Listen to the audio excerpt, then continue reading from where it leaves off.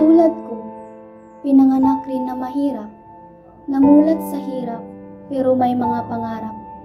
Pangarap na di lang sa sarili ko, hindi lang sa pamilya at kapatid ko, kundi pati sa bayang kinagisnan at kinalakihan ko. Lumakad, tumatakbo, nakikita ang matang uhaw sa tulong ng mga tao, pinagpapawisan, nadudumihan, dala sa balikat ang pag-asang malabong makamtan. Hanggang kailan nga ba ang katapusan?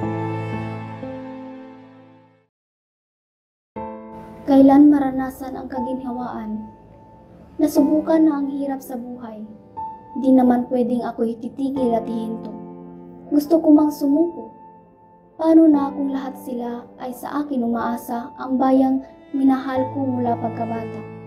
Pero sa nakikita ko ngayon, may pag-asa pa kaya? Liliwanag ba ang katarungang sa kanila'y dapat nakalaan? Paano na ang bukas? Hindi pwedeng bahala, hindi pwedeng wala. Kung hindi ngayon, kailan pa? Kung hindi sila, sino pa ba?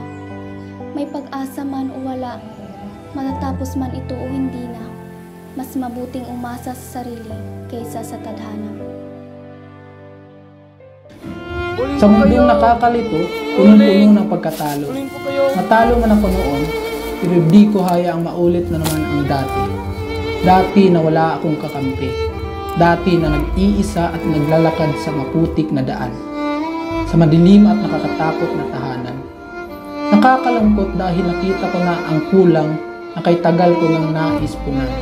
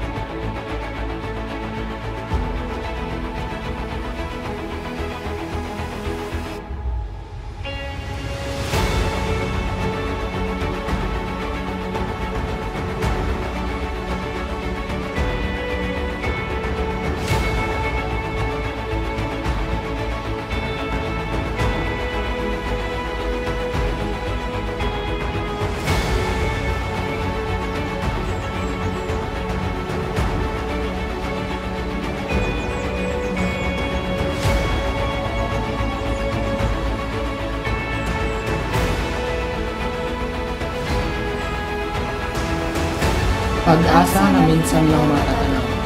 Pag-asa na kailanman minsan ko lang namimiyak. Unti-unti itayo ang mundong kinagisnan. Unti-unti mga tao din para maging buo, para ang nangyari noon ay mabago.